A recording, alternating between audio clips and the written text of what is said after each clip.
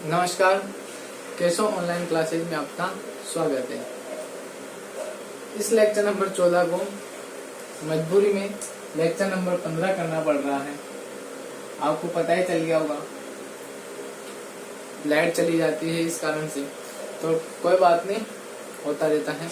आपको क्या देखना है, यहाँ तक हम आ गए थे। अभिक्रिया का वेग is directly proportional to r की पावर 0 हमने बता दिया था। इसके बाद हमें क्या करना है, अभिक्रिया वेग का मान लिखना है अवकलन के रूप में। तो आपको पता है अवकलन के रूप में हम क्या लिखेंगे, बताओ। क्रियाकाल की सांख्यताओं में परिवर्तन बटा समय यानी कि dt, और साथ में ही आगे किसका चिन्ह लगा देंगे, बताओ, माइनस का चिन्ह लगा देंगे, क्योंकि हमें पता है r क्या है यहाँ पर, क्रियाकारक, और क्रियाकारकों की सांख्यताओं में लगातार कमी होती जाती है, जिसलिए हम माइनस का चिन्ह लगाते हैं। प्रोपोर्शनल टू का चिन्ह हटाने पर हम यहाँ पर लाएंगे k को, और r की पावर 0 को हम डायरेक्ट 1 कर देंगे। इस प्रकार से बताओ अभिक्रिया वेग का जो अवकलित समीकरण आएगा वह क्या आएगा, बताओ, वो आएगा माइनस dr/dt बराबर k, यानी कि इसे ही हम क्या कर देंगे, बताओ, कि यही हमारी शून्य कोटि अभिक्रियाओं के लिए r का t के सापेक्ष अवकलित समीकरण है, यानी कि क्रियाकारकों की सांद्रताओं का समय के सापेक्ष अवकलित समीकरण है। तो इसको आप समीकरण नंबर 1 देने पर इसके नीचे आप लिख देना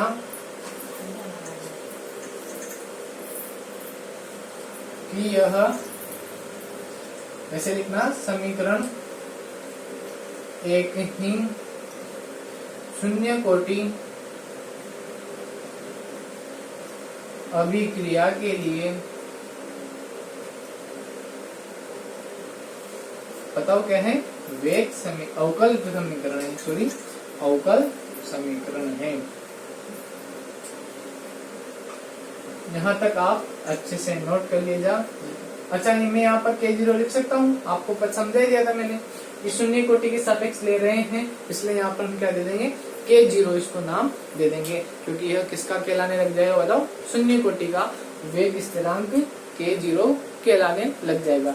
यहाँ तक आपने नोट कर लिया होगा। अब हम आगे चलते हैं, गौर करिएगा। हमें क्या करना है, इस अवकलन को हटाना है, और अवकलन को हटाने के लिए हमें क्या करना पड़ता है, बताओ, समाकलन करना पड़ता है। क्या करना पड़ता है, बताओ, समाकलन। तो अब हम समाकलन की ओर चलते हैं और इसका समाकलन करके देखते हैं। देखें किस किस को आता है, देखना ध्यान से। वैसे मैंने आपको समझा दिया, तो बताइए आप मुझे। मैं इसी चीज को यहाँ पर लिखने जा रहा हूँ, माइनस। अब बताओ, इस dr को तो मैं इधर ही रहने दूंगा, dt को मैं उधर भेज दूंगा, तो ये बन जाएगा k0 इंटू dt। जैसे हम दोनों पक्षों का समाकलन करेंगे तो यहाँ पर हम लिख देंगे दोनों पक्षों का समाकलन करने पर, दोनों पक्षों का समाकलन करने पर, तो हम लिख देंगे दोनों पक्षों का समाकलन का चिन्ह लगा देंगे, माइनस dr बराबर k0 dt।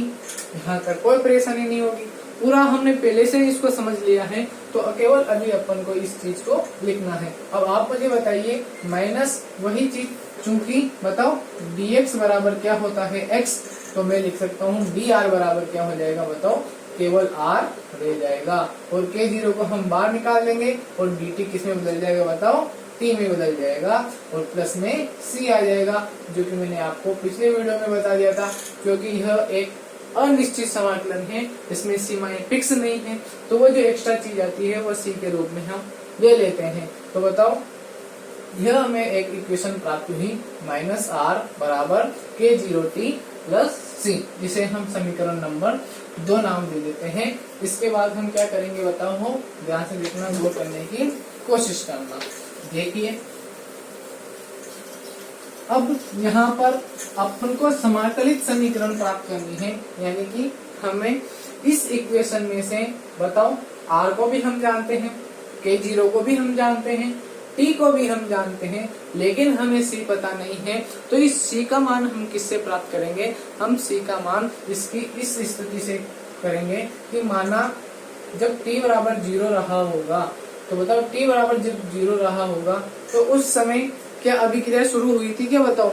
नहीं, यानी कि अभिक्रिया मतलब ऐसा मान लो कि अभिक्रिया शुरू ही हुई होगी। तो जब अभिक्रिया शुरू ही हुई होगी तो मैंने आपको जब शुरू में इस चैप्टर में पढ़ाया था वो r और इधर p लिखा था, t सेकंड में इधर 1 सेकंड 2 सेकंड 3 सेकंड इस प्रकार से चल रहा था, उसमें हमने r को 100 लिया था। तो इसी प्रकार से हम यहाँ पर कह देंगे कि मान लेते हैं जब t बराबर 0 हो रहा होगा तब r की जो वैल्यू रही होगी वह r0 रही होगी। कितनी रही होगी बताओ? r0, यानी कि t बराबर 0 पर r का मान क्या रहा होगा? r0 रहा होगा। इसी सीमा को हम इसमें रख देते हैं। तो समीकरण 2 में मान रखने पर यह मान समीकरण 2 में रखने पर तो बताओ t बराबर क्या रख दूंगा मैं? 0 और r का मान में क्या रख दूंगा? r0।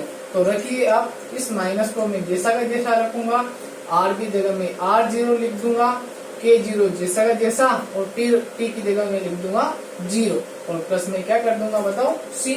तो मुझे आप बताइए 0 से कोई भी चीज गुणा होगी तो वो खत्म हो जाएगी। तो बताओ c का मान कितना आया? c का मान मेरे पास आया -r0। यहाँ तक आपको अच्छे से समझ में आ गया होगा। इसको आप नाम दे दीजिए समीकरण नंबर 3। बताओ इस समीकरण नंबर 3 का मान आप कहाँ रख दोगे बताओ?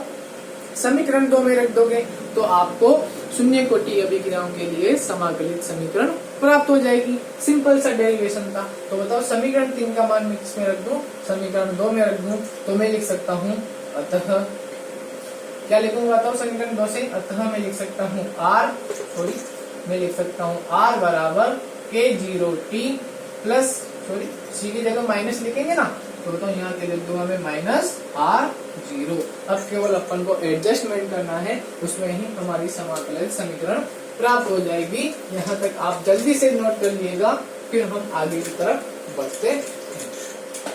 देखिए ध्यान से, ये हमने नोट कर लिया। उसके बाद हम यहाँ पर लिखेंगे सांद्रताओं को एक तरफ ले जाते हैं और k0t को एक तरफ लिख देते हैं। तो k0t को मैंने इधर ही रखा। इस -r0 को जब मैं इधर लाऊंगा तो ये हो जाएगा +r0 और पीछे क्या चलता रहेगा बताओ? r चलता रहेगा। तो बताओ यहाँ से अगर मैं k0 का मान निकालना चाहूँ तो वह मुझे मिलेगा r0 - r अपॉन में t। यही क्या होता है बताओ? शून्य कोटि अभिक्रियाओं के लिए सांद्रताओं का समय के सापेक्ष समाकलित समीकरण होता है। तो हम इसको समीकरण नंबर 4 दे करके इसके नीचे लिख देंगे कि यही शून्य कोटि अभिक्रियाओं के लिए वेग समीकरण है। यहाँ तक आप नोट कीजिएगा। इसके बाद में कुछ और चीजें आपको लिखवाना चाह रहा हूँ, जल्दी से यहाँ तक आप नोट कर लेना।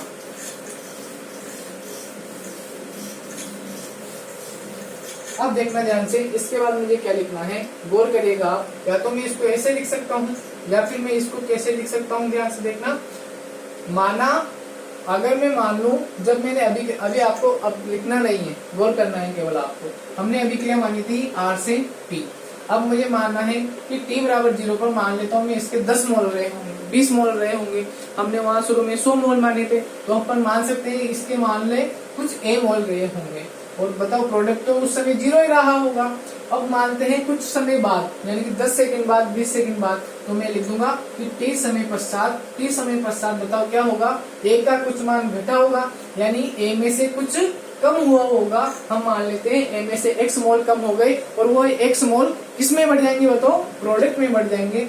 यानी कि जो x यहाँ पर कम हुआ था वही x यहाँ पर क्या हो जाएगा? बन जाएगा। यानी कि t समय पर हमारी स्थिति क्या रहेगी बताओ? r का मान तो a माइनस x रह जाएगा और प्रोडक्ट का मान x हो जाएगा। यानी कि हम कह सकते हैं कि t समय पर r का मान a माइनस x रहा होगा और प्रोडक्ट का मान x हो जाया होगा। तो हम लिख सकते हैं इस समीकरण में, ध्यान से देखना, गौर करने की कोशिश करना। अब आप लिख सकते हो, ध्यान से देखना, यदि प्रारंभ में बताओ प्रारंभ में कितने मोल थे? a। और बताओ प्रारंभ में सांद्रता कितनी है? r0। तो हम लिख सकते हैं यदि प्रारंभ में r0 का मान a हो तथा t समय पश्चात बताओ t समय पश्चात कितना हो गया होगा बताओ? r। तो हम r की जगह लिख सकते हैं a माइनस एक्स।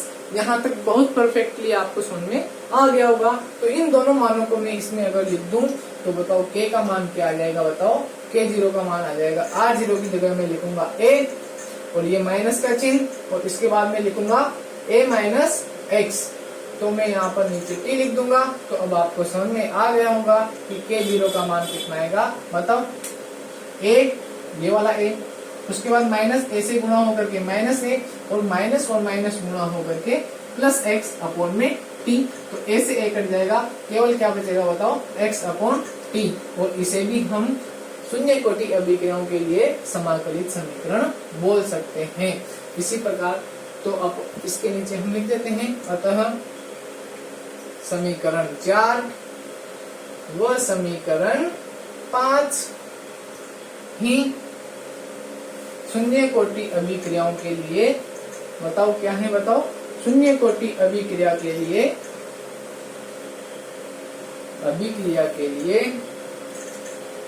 समाकलित समीकरण है।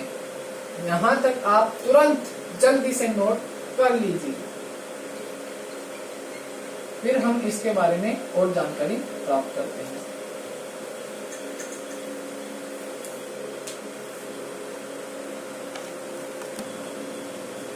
ठीक है, यहाँ तक आपने नोट कर लिया होगा। अब हम आगे की तरफ चलते हैं, गौर करेगा। इसी के अंदर आप छोटा सा हेडिंग डालिए, कोई नया हेडिंग नहीं है। इसी टॉपिक के अंदर, इसी डेरिवेशन के अंदर एक छोटा सा टॉपिक आप डालिए और उसमें स्टार डाल के लिखिए अंतराल समीकरण। क्या लिखिए बताओ, अंतराल समीकरण। तो छोटा सा हेडिंग डालिए आप और उसमें लिखिए अंतराल समीकरण। अंतराल समीकरण का मतलब क्या है बताओ। ये तो हमें किसी t समय पर ही अपन को मान बता रहा, लेकिन अगर हम किन्हीं दो अंतरालों के मध्य, यानी कि किन्हीं t1 और t2 सेकंड के मध्य अगर k का मान निकालना चाहें तो वह किस प्रकार का आएगा, वो हमें कौन बताएगा बताओ, अंतराल समीकरण बताएगा। उसके लिए हम क्या मान लेंगे, t1 मान लेंगे और t2 मान लेंगे। तो गौर करेगा आप, हम लिख देंगे यहाँ पर माना, बताओ t1 पर x की वैल्यू कितनी हो गई होगी बताओ, x1, तथा t2 पर x की वैल्यू कितनी हो गई होगी, x2 हो गई होगी। इस मान को हम मैं किस में रख दूं बताओ, समीकरण 5 में रख दूं। तो यहाँ पर एक लिख देंगे उपरोक्त मान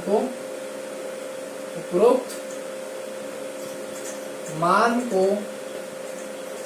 समीकरण 5 में रखने पर, तो बताओ आप मुझे समीकरण 5 में रखो। k0 का मान तो k0 ही रहेगा, क्योंकि शून्य कोटि अभिक्रिया थोड़ी ना बदल रही है।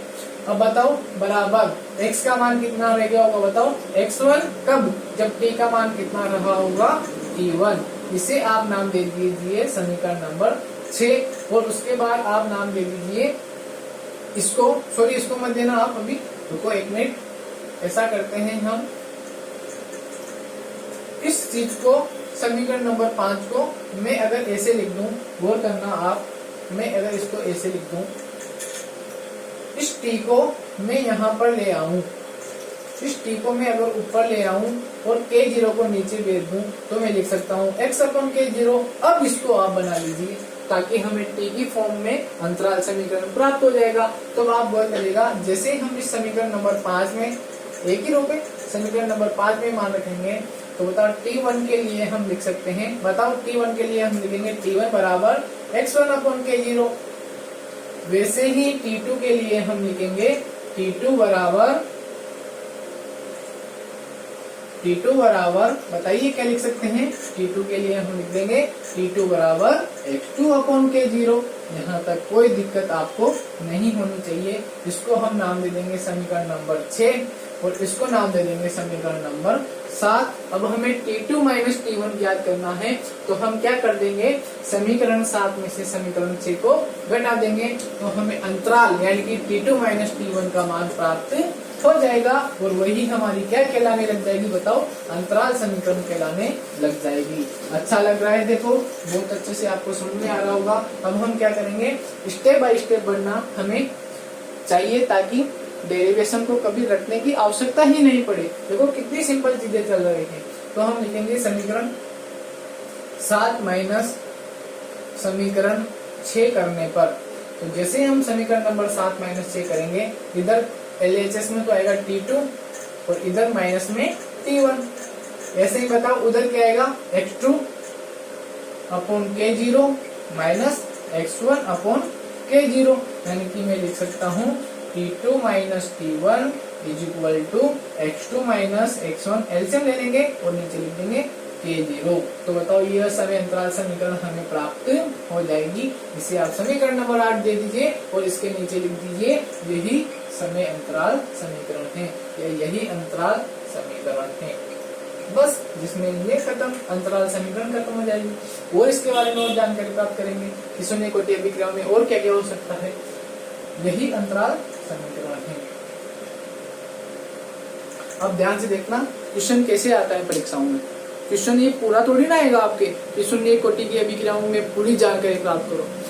क्वेश्चन ऐसे आएगा कि शून्य कोटि की अभिक्रियाओं के लिए इसका ये सूत्र ज्ञात करो। तो अपन को वहां से लेकर के समीकरण 5 तक सोल्व करना है। क्वेश्चन ऐसे आएगा कि शून्य कोटि अभिक्रियाओं के लिए केवल अंतराल समीकरण बनाइए। तो आप केवल डायरेक्ट ये लिख करके उसके बाद इतना सा आपको लिखना पड़ेगा। तो इस प्रकार से क्वेश्चन आते हैं, तो एक साथ अपन यहाँ पर लिखते ही हैं। फिर जैसा क्वेश्चन आता है वो दिमाग तो आपको लगाना ही पड़ेगा। वैसे जब हम टेस्ट सीरीज चलाएंगे तो आपको बहुत आसानी से समझ में आ जाएगा कि किस प्रकार से आंसर देना होता है और स्कोर हाई करना होता है। तो यहाँ तक आपने लिख लिया होगा कि यही अंतराल समीकरण है। इसके बाद चलिए आप उतार लो, जैसे नोट कर लो अगर नोट कर रहे हो तो।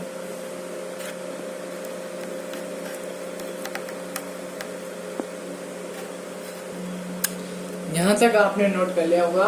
अब इसके बाद देखना हम इसकी एक और प्रॉपर्टी के बारे में जानने की कोशिश करते हैं। अर्ध आयु काल, यानी कि वह समय जब सांद्रता प्रारंभिक सांद्रता के आधी ही रह जाए। अर्ध आयु काल यानी कि सांद्रताओं को आधा होने में कितना समय लगा, वही अर्ध आयु काल कहलाएगा। तो आप अगला हेडिंग इसी तरह से छोटा सा स्टार डालिए और वहां पर लिखिए अर्ध आयु काल यानी कि टी हाफ, यानी कि अर्ध आयु काल यानी कि वह समय जिसमें सांद्रताएं क्या हो गई होगी, बताओ आधी हो गई होगी। किसकी, या कारकों की, प्रारंभिक सांद्रताओं के सापेक्ष। तो आप जल्दी से नोट यहाँ पर हेडिंग डालिएगा अर्ध आयु काल की गणना। अर्ध आयु काल की गणना। तो आपको पता ही है, क्या पता है कि जो टी का अभी आपके सामने जो फॉर्मूला आया था वह आया था x अपॉन K0, यही आया था। अब उन्होंने कहा जो आप अभिक्रिया करा रहे थे उस अभिक्रिया में हमें उस टी का मान ज्ञात करना है जिस टाइम पर इसकी जो सांद्रता थी शुरू में A, उस शुरू में जो सांद्रता A थी उसका मान कितना रह जाए, आधा रह जाए, यानी कि A/2 रह जाए। तो उस समय का जो मान होगा वही क्या कहलाता है, बताओ अर्ध आयु काल कहलाता है।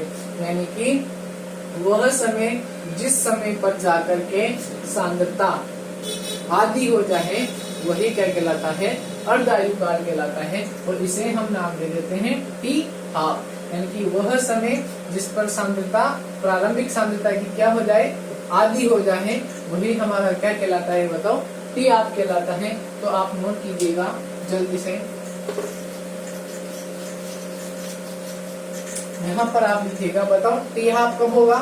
टी का मान अगर हमें टी हाफ बनाना है तो बताओ x का मान क्या लिखना पड़ेगा, A/2 लिखना पड़ेगा। और इसको मान हम इसमें रख देते हैं। बताओ ये समीकरण नंबर 5 थी हमारी, तो इस समीकरण को यह मान समीकरण 5 में रखने पर, तो बताओ समीकरण 5 में रखते ही बताओ t की जगह तो हो जाएगा टी हाफ और x की जगह हो जाएगा A/2। तो बताओ A/2 का 2 नीचे आ जाएगा। इस प्रकार से हमें टी हाफ भी प्राप्त हो जाएगा। यानी कि अर्ध आयु काल का मान शून्य कोटि अभिक्रियाओं के लिए कितना प्राप्त हुआ, बताओ A/2 इंटू K0।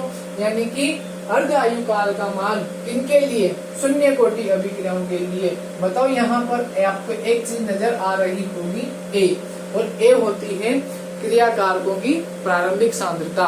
यानी कि इस फॉर्मूले से हमें यह निष्कर्ष निकलता है कि शून्य कोटि अभिक्रियाओं के लिए जो अर्ध आयु काल होता है वह किस पर निर्भर करता है बताओ। K0 तो कांस्टेंट राशि है, 2 भी कांस्टेंट राशि है, केवल किसका मान निर्भर करेगा बताओ, A का मान प्रभावित करेगा या निर्भर करेगा। अतः हम कह सकते हैं कि शून्य कोटि अभिक्रियाओं के लिए अर्ध आयु काल का मान क्रिया कारकों की प्रारंभिक सांद्रताओं पर निर्भर करता है, क्योंकि यहाँ पर एक किसके समानुपाती आ रहा है बताओ, T आपके समानुपाती आ रहा है। इन दोनों में रिलेशन हमें प्राप्त हो रहा है। अतः समीकरण नंबर बताओ, इसको हम क्या नाम दे देंगे, 9 दे देंगे। तो हम लिख देंगे समीकरण 9 से स्पष्ट है, समीकरण 9 से स्पष्ट है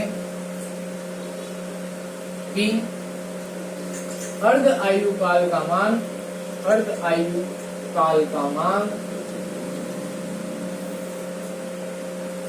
प्रारंभिक सांद्रता पर निर्भर करता है। यानी कि अगर आप प्रारंभिक सांद्रता को कम या ज्यादा कर दोगे तो उस शून्य कोटि अभिक्रिया के लिए जो टी हाफ होगा वह भी कम या ज्यादा हो जाएगा। क्यों?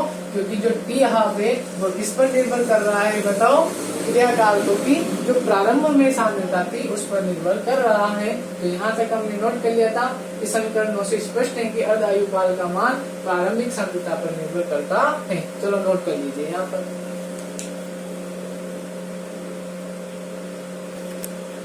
यहाँ तक आपने नोट कर लिया होगा। अब इसके अपन आगे इनके ग्राफों के बारे में जानकारी प्राप्त करते हैं। देखेगा, गौर करिएगा। सबसे पहले इसी के बारे में हम बात कर लेते हैं कि जो